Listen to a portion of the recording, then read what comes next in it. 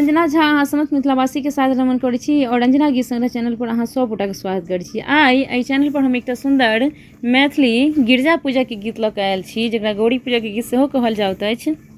तऽ आउ सुनी सब गोटा एकटा सुंदर मैथिली गिरजा पूजा के गीत।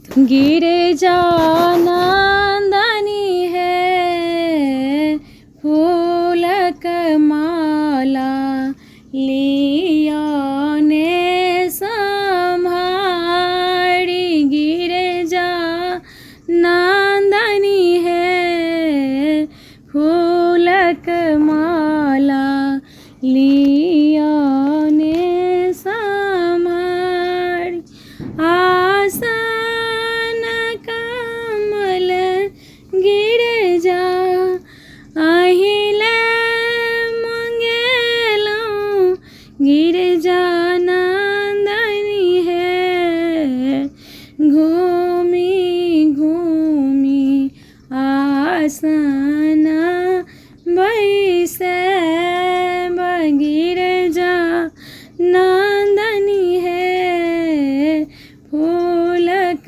माला लियाने संभारी, केरा पेड़ा गिरजा अहिले मंगेलौं,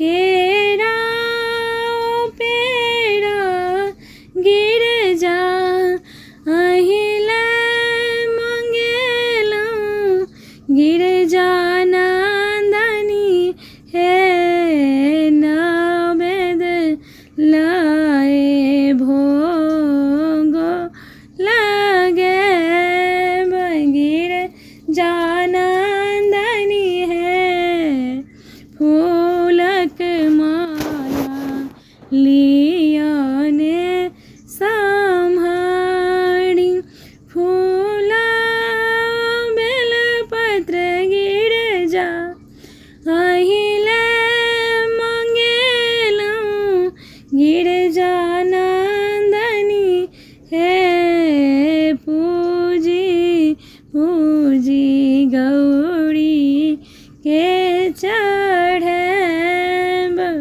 गिरजा नंदनी है फूलक माला लियाने संभारी,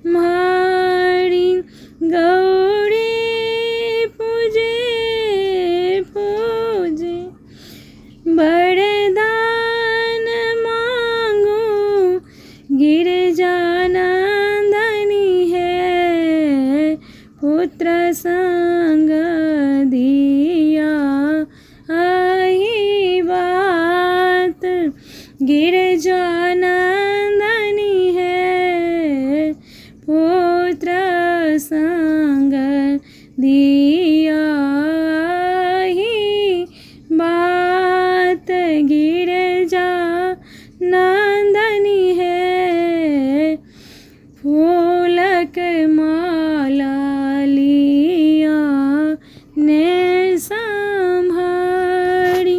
गीत सुनवाओ केहन लागल कमेंट कऽ के बतायब। गीत नीक लागत तऽ गीत के लाइक करब, चैनल के सब्सक्राइब करब और गीत के शेयर करब। गीत सुनबाक लेल अहाँ सबके बहुत बहुत धन्यवाद।